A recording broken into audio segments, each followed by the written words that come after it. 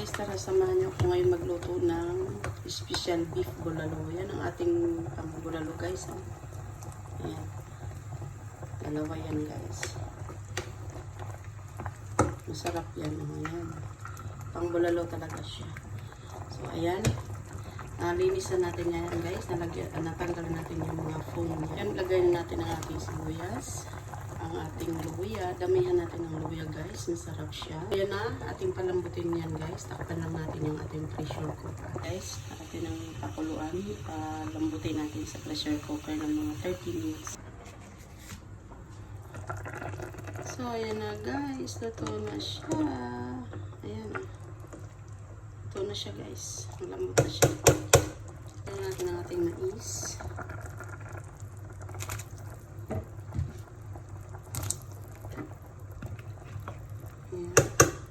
Guys, maglagay na rin tayo ng patatas.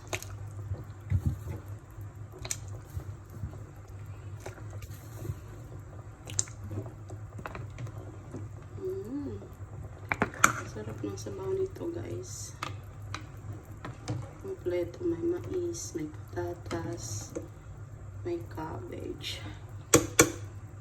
So, ayan, antay natin yung luto. So, ayan guys, maglagay din tayo ng pamintang buo, ay durog. Mas masarap kasi guys, pag durog ang ilalagay. Talagang lasang-lasa mo siya. So, ayan. At dapat guys, pag naluto na yung karne, dapat ano lang siya, alalay lang yung apoy. Para lumalabas talaga siya yung tunay na lasa ng karne. Sa puntong ito guys, maglagay na tayo ng asin. Para manunuot yung kanyang lasa. Kasi luto na rin naman yung karne natin. So, ayan. Yan, ganyan lang ang apoy guys. Atay-atay lang siya.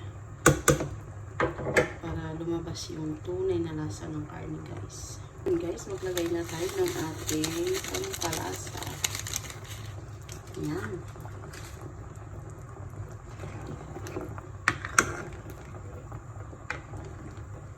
Tatakam na po guys. Sabaw pa lang, nakikita mo ang sarap-sarap na niya. Diba? Ayan na guys, ito na yan. Lagyan natin ang ating pechay wagyu. Sarap yan guys, maraming gulay. Pero ayaw ko ng vegetable yan, pinaglaklahok.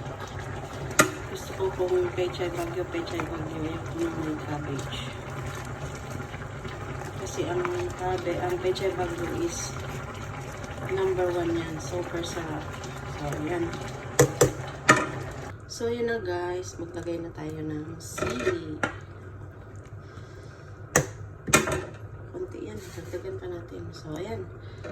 Masarap kasi guys na hindi mo siya masyadong lutuin yung sili.